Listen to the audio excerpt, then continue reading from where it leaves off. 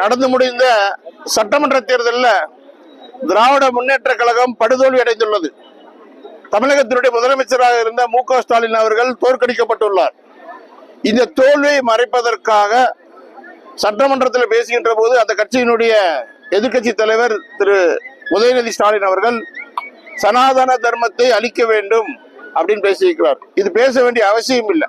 சட்டசபையில அடுத்த 5 ஆண்டுகள்ல ஆட்சி என்ன நடக்கணும், மக்களுக்கு என்ன செய்யணும் பேசாம தேவையில்லாம ஒரு பிரச்சனையை கிளப்பி இருக்கிறார். காரணம் என்று சொன்னால் இவர்கள் தோல்வியை மறைப்பதற்காக.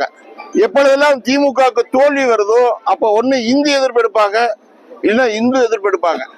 இவர்கள் ஏற்கனவே இந்த உதயநிதி மேல பல்வேறு மாநில வழக்கு இருக்குது. இவர் ஏற்கனவே கர்நாடகால 1 லட்சம் ரூபாய்க்கு ஜாமீன் கட்டி வெளியே வந்திருக்கிறார். அதனால சட்டசபையில் ஒளிஞ்சு பேசுறார். மக்கள் மத்தியில் இன்னைக்கு கொந்தளிப்பு ஏற்பட்டு இருக்குது. நாடு முழுக்க பிரச்சனை வந்திருக்குது. தமிழகத்தில் இன்னைக்கு இந்து முன்னணி சார்பிலே ஆர்ப்பாட்டம் நடத்துறோம்.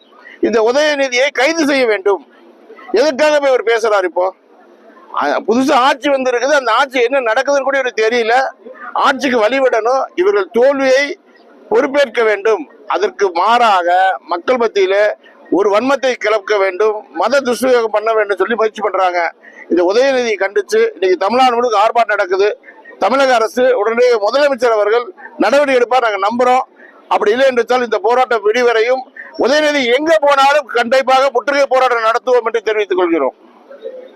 அவர் இந்த புஸ்தகம் என்பது அவர் விஷயம் தெரியாம சொல்றாரு, அவர் கொள்கையான்னு தெரியல. அதற்கு முதலமைச்சர் விளக்க கொடுக்கும்னு சொல்றோம் நாம. ஆனா முஸ்தபா நேற்று சொல்லிக்கிறார், அப்படி சொல்லல, எல்லா மதம் தேவைன்னு சொல்லியிருக்கிறாரு. அதுக்கு தமிழக வெற்றி கழகம் ஏற்கனவே சொல்லிக்கிறாங்க, எல்லாருக்கும் எல்லாம் சொல்லியிருக்கிறாங்க. அப்படி என்றால் இந்த எம்எல்ஏ மேலே நடவடிக்கை எடுக்கணும்.